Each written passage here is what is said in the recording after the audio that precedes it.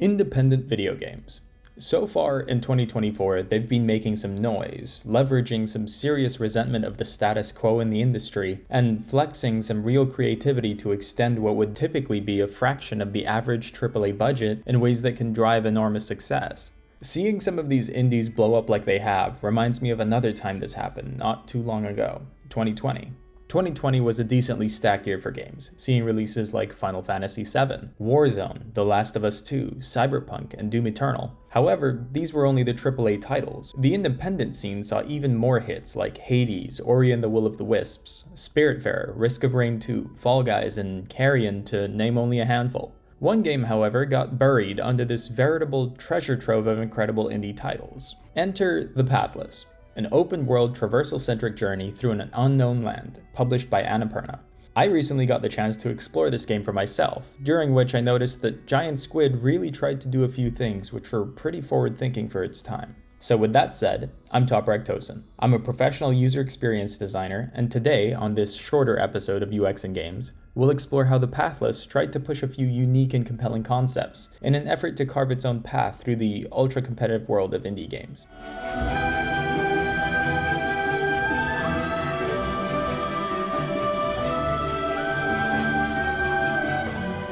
In The Pathless, you are the hunter. You've been sent to an island because a curse threatens this world, and once you arrive on the shore, the game doesn't take long to make its key offerings stand out. Maps, movement, music, and mortality.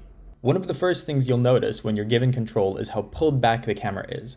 So pulled back, in fact, that the player character hardly takes up a tenth of the screen. This encourages you, as a user, to focus less on the finer details near you and more on the world around you, allowing your brain to start crafting a mental model in line with the experience the Pathless is trying to deliver. So, what's a mental model?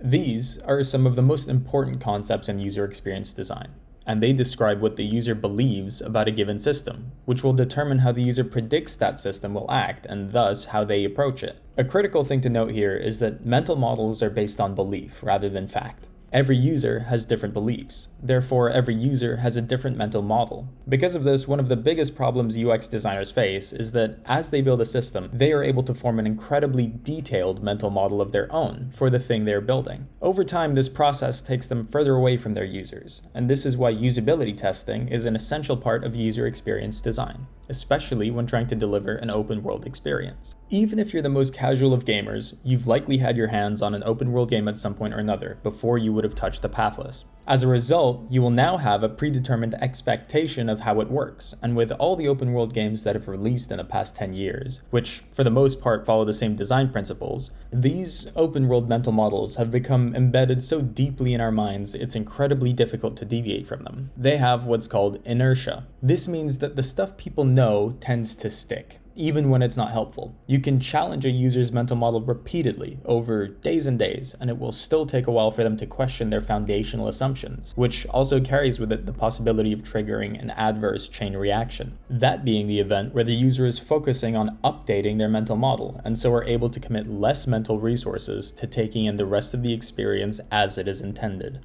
This happened to me, even with my inherent awareness of concepts like this as a result of my day job. While playing through The Pathless, I'd find myself subconsciously hitting the touchpad on my controller to open the map, but surprise, there isn't one. The Pathless uses another tool to enable efficient navigation of its world, a mask you obtain in the first 5 minutes of the game which highlights points of interest. But despite this, I would still reflexively try hitting buttons throughout my first 3 hours with the game, because a map is expected behavior in open world games.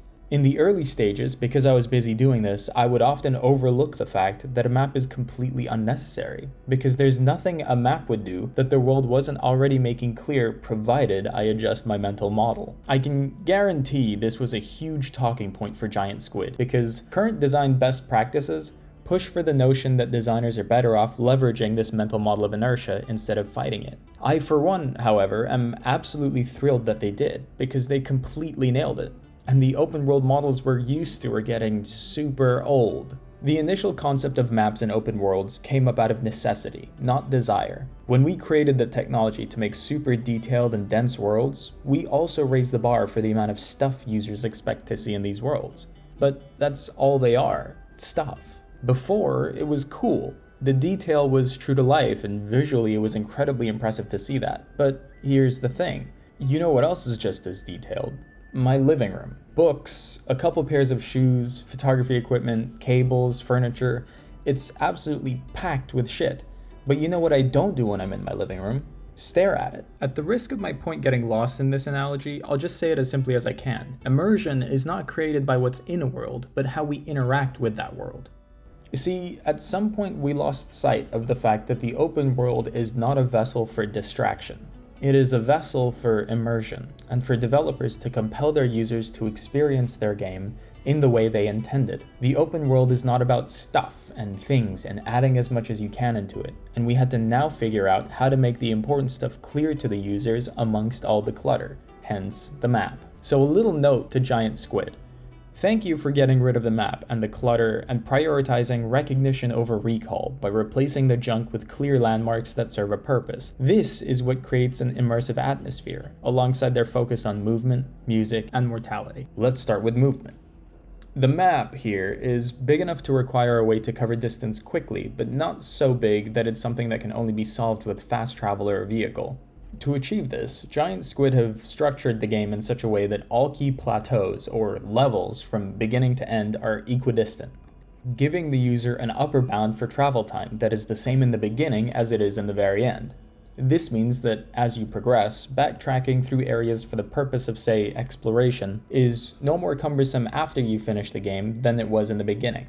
As a matter of fact, as each plateau you move through is elevated, it actually becomes easier for the user to go back to earlier areas with the aid of their eagle companion. They also implemented a fairly simple movement mechanic that utilizes in-world talismans to grant the player character a resource that fills a meter, which allows her to move much quicker than normal. There's an element of mastery to these talismans, not unlike the active reload feature used in Gears of War, where if you time your shot just as the meter around the talisman reaches the halfway mark, it will give you a special speed boost. In theory, this sounds good, but the perfect talisman boost is only slightly faster than the regular boost, which is orders of magnitude above the normal run speed.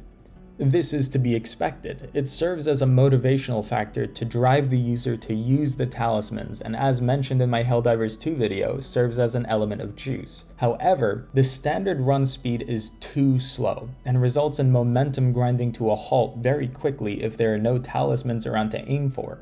You see, this is a game where momentum is really the driving force for traversal and immersion. So in lieu of advocating for juice, I would have expected either the standard run speed to be at the level of the boosted speed and the perfect boost to offer something more, something else. In the game, they have, for example, crystals, many of which are required to upgrade the flat mechanic. Maybe offer the user one of these if they were to hit a perfect boost. That would give them a reward, adding to the juice element while still not sacrificing on the fact that they need to lean on this momentum to get the player through the game.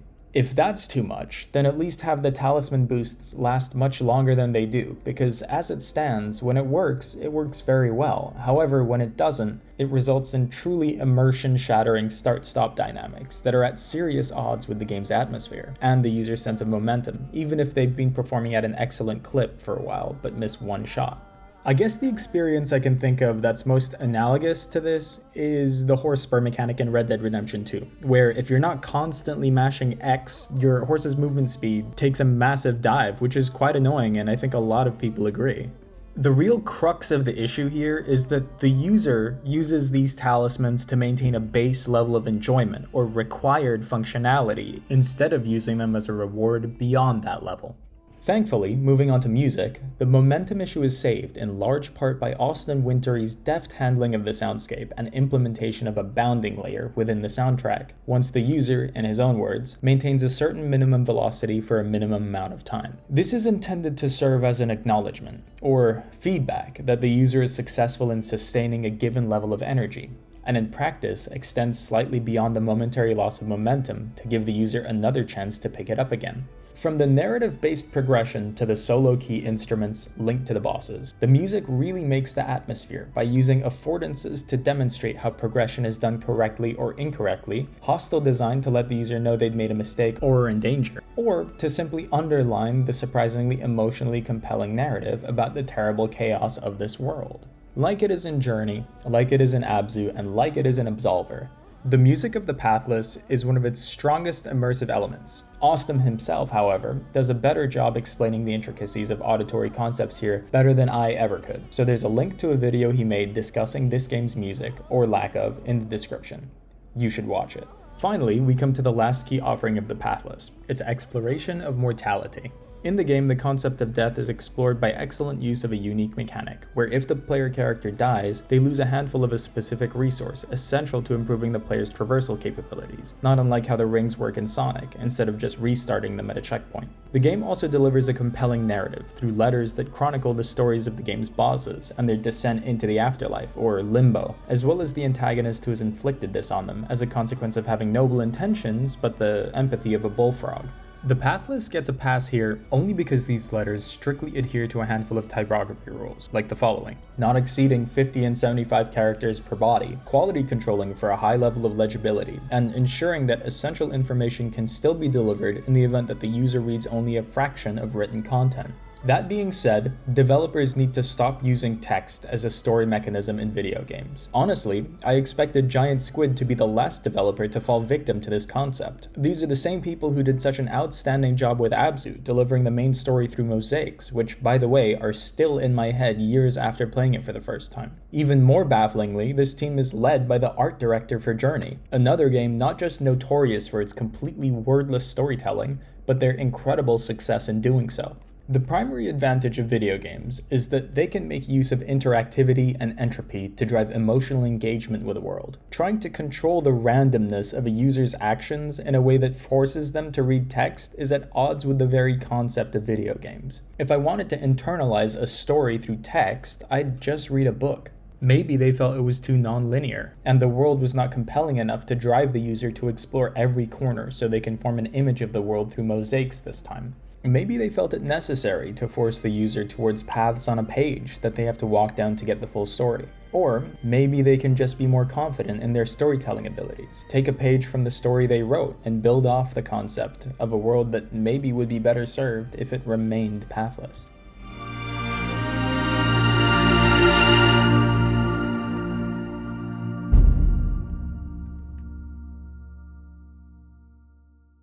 That's the Pathless experience. It's a fun 4 to 6 hour journey through a decently compelling world that demonstrates by resurrecting some forgotten mechanics how we can buck industry trends and concepts that are generally adhered to with some success. Thank you for watching, and if this video taught you a little more about what makes your favorite game so compelling, drop a like. If it didn't, let me know what you'd like to see done differently, and of course, leave your thoughts in the comments below so we can have a chat or at the least build some engagement and get some more eyeballs on these videos. I will see you guys again very soon, and until next time, take care.